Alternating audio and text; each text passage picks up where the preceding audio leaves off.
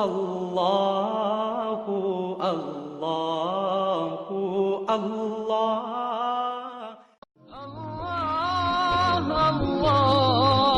اللهم اجمعنا بكتابك وانفعنا.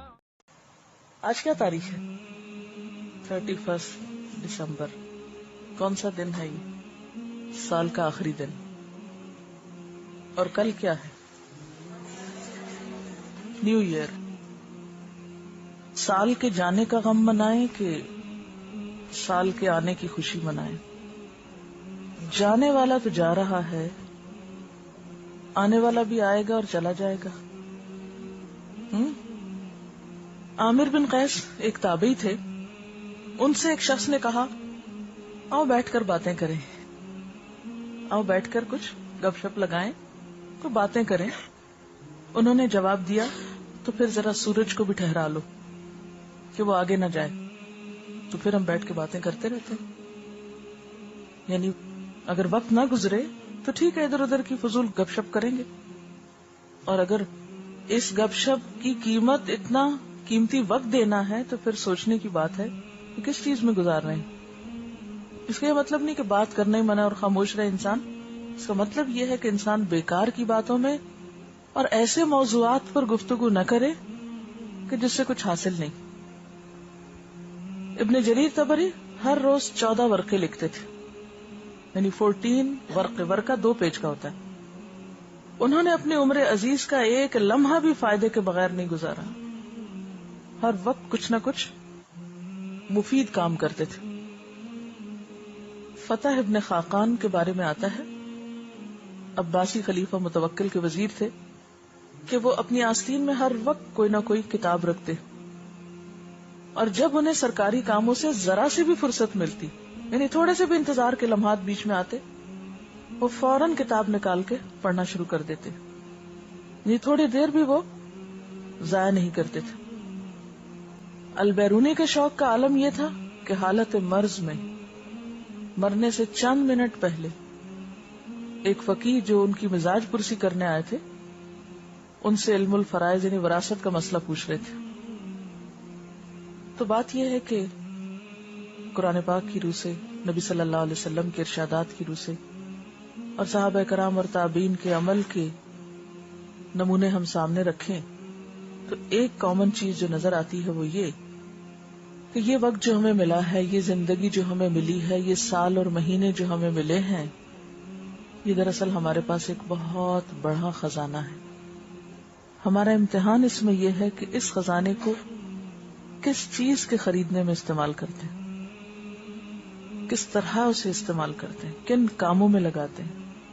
اور پھر وہی معیار کہ سالوں کا نہیں، لمحوں کا جائزہ لیں، لمحوں کو گنے، لمحوں کا حساب لیں کہ ان سے کیا خرید رہے ہیں. کیونکہ ایک لمحہ یا ایک سانس ایک جوہر ہے، ایک ہیرا ہے.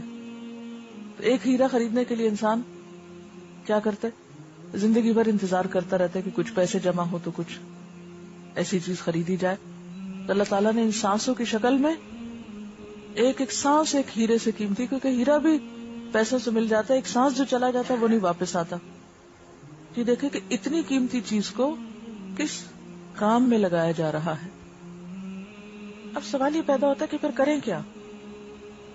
کیا جانے والے وقت کا افسوس کرتے رہیں، آنے والے کے بارے میں خوش ہوتے رہیں، یا وقت ایک خاص موڑ پر آئے تو اس موقع پر ایکسائٹیڈ ہو جائیں، راتوں کو جاگیں، گھومیں پھریں، شور ہنگامہ کریں، اچھل کود کریں، شغل میلہ کریں؟ اس رویے کو کیا نام دیں گے؟ یا یہ کہ نیا سال آ جائے تو کسی کو کارڈ لکھ کر بھیج دیں اور کارڈ خریدنے میں وقت لگائیں؟ یعنی زندگی کس لیے ہے؟ کیا کل کا دن جو نئے سال کا پہلا دن ہوگا آج کے دن سے کچھ مختلف ہے؟ نہیں، اسی طرح سورج نکلے گا، اسی طرح غروب ہو جائے گا. وہ تو ہم نے نام دیا نا. یہ تو سال و ماہ کی تقسیم کس لیے ہے؟ پہچان کے لیے ہے. یہ اس لیے تو نہیں ہے کہ کسی ایک دن کو آپ بہت زیادہ اہمیت دے کر اس میں آپ اپنے روٹین کے کام بھی چھوڑ بیٹھیں اور جو کر رہے ہیں وہ بھی نہ کریں، چھٹی منائیں اور اپنے وقت کو بیکار لغو کاموں میں گزار دیں اور سمجھے کہ اس سے حق ادا ہو گیا. تو یہ ایک بہت بڑی بھول ہوگی. اصل بات کیا ہے کہ انسان اپنی اس عمر عزیز کو، جس کی ایک ایک سانس ایک ایک ہیرے سے قیمتی ہے، اس کی حفاظت کرنا جانے، اس کو بہترین طریقے سے استعمال کرنا جانے. اور بہترین طریقے سے استعمال کیا ہے کہ اس وقت کے بارے میں آپ اپنی زندگی کو صحیح طور پر پلان کریں، اپنے اوقات کی بہترین تقسیم کریں. اس کے لیے رہنمائی کہاں سے ملے گی؟ نبی صلی اللہ علیہ وسلم کی سنت سے. آپ صلی اللہ علیہ وسلم نے فرمایا، عقل مند شخص کے لیے لازم ہے کہ اس پر جو گھڑیاں گزریں اس میں سے ایک گھڑی ایسی ہو جس میں وہ اپنے رب سے باتیں کرے. ایسی گھڑی جبکہ وہ اپنے رب سے باتیں کرے، مثلا نماز میں، مثلا قرآن کے ذریعے، مثلا دعا کے ذریعے، مثلا تنہائی میں اپنے رب سے گفتگو کر کے. یعنی دن کا ایک وقت کس میں؟ رب کے ساتھ تعلق میں. یعنی وقت کی تقسیم کیسے؟ یعنی اس وقت جو بات میں کر رہی ہوں وہ کیا ہے دراصل؟ کہ ہم اپنے وقت کو بہترین طریقے سے کس طرح گزاریں.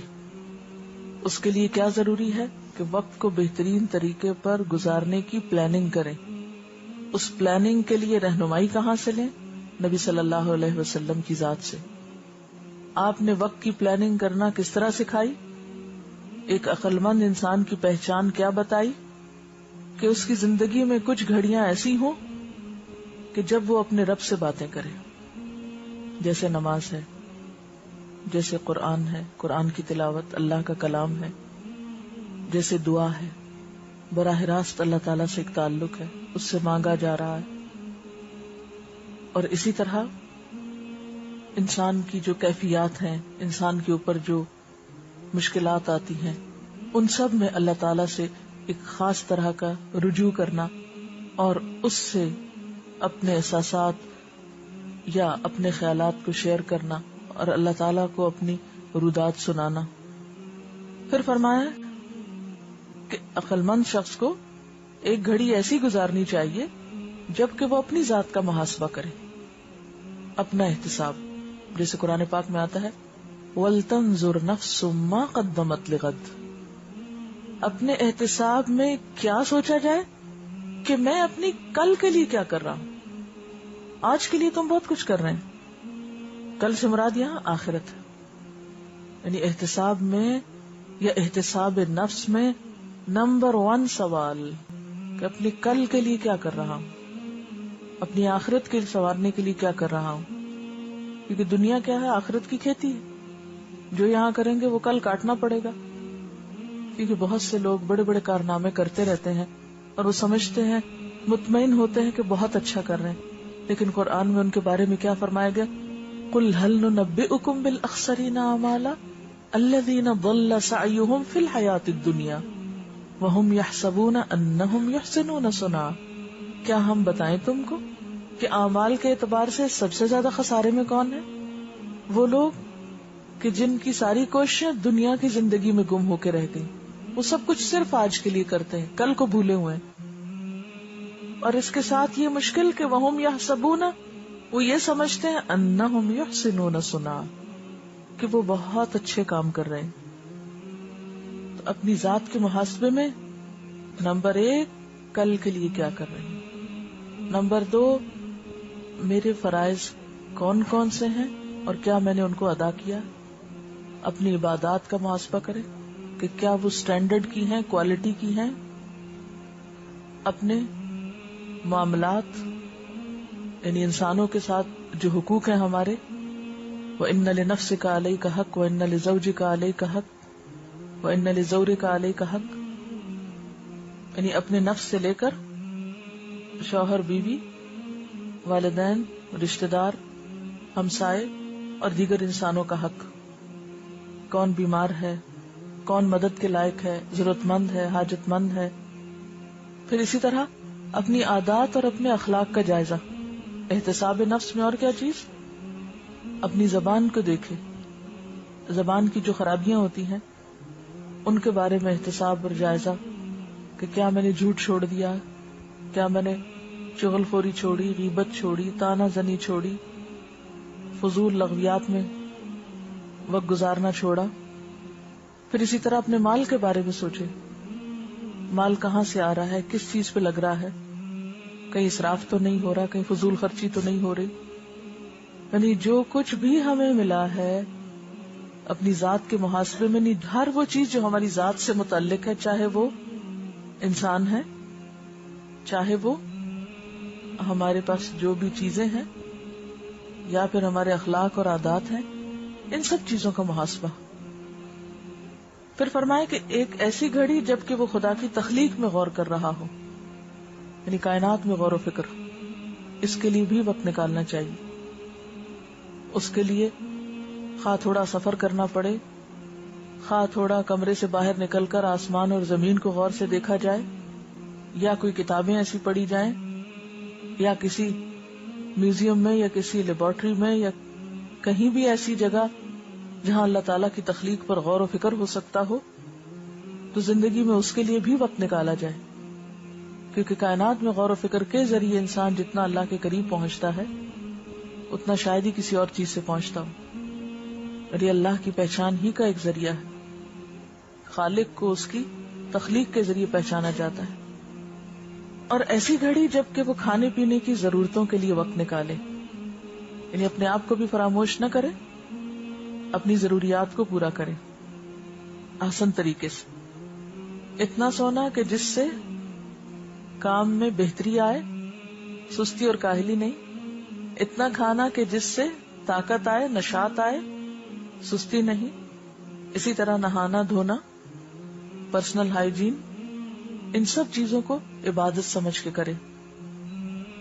اور ان کاموں کے کرنے کے بعد اگر پھر بھی وقت بچ جائے, یہ ساری ذمہ داریاں پوری ہو جائیں اور آپ سمجھیں کہ آپ فارغ ہو رہے ہیں, تو اسلام میں فراغت کا کانسیپٹ کیا ہے؟